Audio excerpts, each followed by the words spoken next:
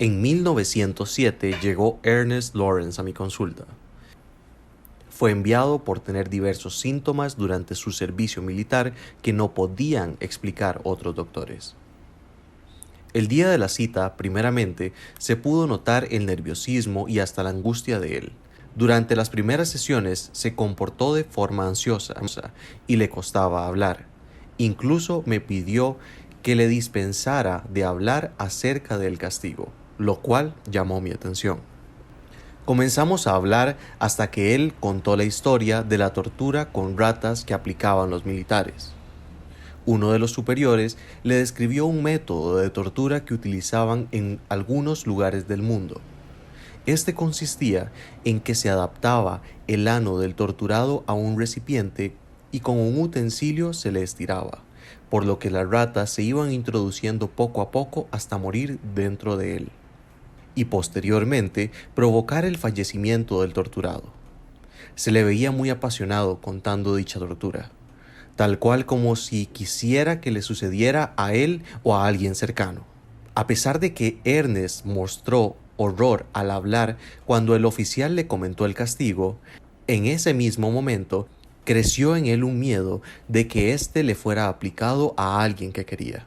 El miedo no era realmente a que le aplicaran el castigo a él, sino a alguien que amaba. Un rato después, el mismo Ernest confesó que dicha idea también le atormentaba al pensar en su padre. Cuando sus lentes nuevos llegaron, él tuvo que hacer un reembolso al teniente A, que fue el que le contó la historia de la tortura. Esto generó en él un miedo hacia el castigo, el cual se le aplicaría a su padre y a su persona amada, pero asimismo le generaba cierta satisfacción, por lo que con el paso de las sesiones mencionó que ha pensado ser un buen castigo para el padre o para el amor de él. Por lo que surgió en mí una duda. ¿Cómo era la sexualidad de él? Primeramente mencionó sentir cierta culpa y hasta angustia cuando se masturbaba. De hecho, mencionó hacerlo hasta tiempo después de la muerte del padre. Para ese entonces, él ya tenía 21 años. Ahí recordó los primeros comienzos de la sexualidad, los cuales fueron en su infancia con las distintas institutrices y las erecciones constantes, ya que sentía mucha culpa por esto. Reprimió muchos deseos sexuales cada vez más con el paso de los años. También se rescató el hecho de que mencionaba que durante esos años y hasta año y medio antes de la muerte del padre, le deseó la muerte 3 veces, todas relacionadas con sentimientos de rencor, culpa, amor, dinero y angustia.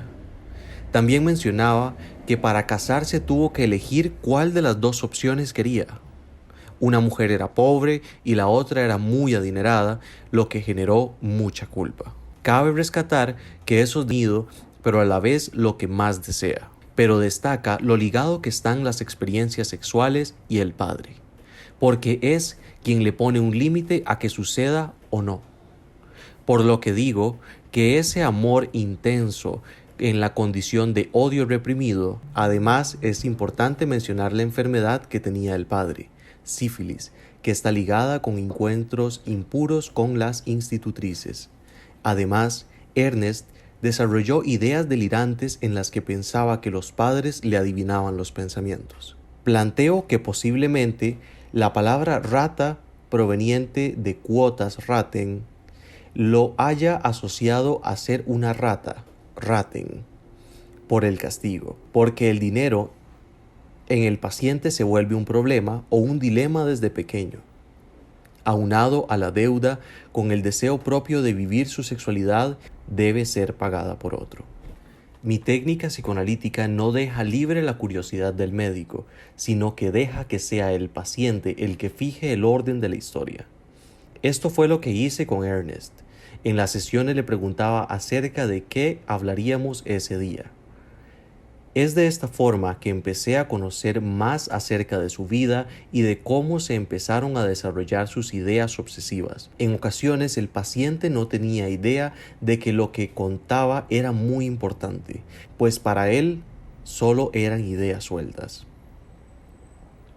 Regularmente, el paciente decía cosas incidentalmente que ayudaban a crearme una idea más concreta de él. Poco a poco empecé a darme cuenta que en realidad él no olvidaba las cosas, sino que las mantenía reprimidas. En aquellos casos en que resulta imposible un olvido total, el motivo traumático reciente es atacado de todos modos por la amnesia y despojado por lo menos de sus principales elementos. Los enfermos de neurosis obsesiva, como el caso de Ernest, suelen ser atormentados por autorreproches, por lo que ligan los motivos a unos que pueden ser incluso falsos. Los pacientes entonces expresan sus motivos como si estos fueran los verdaderos.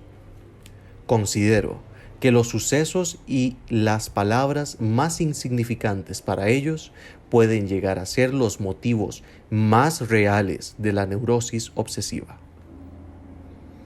Para Ernest, el diálogo libre fue el mejor tratamiento, pues el haber hablado de todo lo que le atormentaba ayudó a que él descubriera sus temores en las situaciones que él menos pensaba, pues tendía a considerar los aspectos más importantes como sucesos insignificantes. El haber hablado de todos los aspectos de su vida le ayudaron a cambiar su perspectiva con respecto al castigo de las ratas y de la percepción de su entorno. Muchas gracias por acompañarme en esta conferencia de hoy. Soy Sigmund Freud.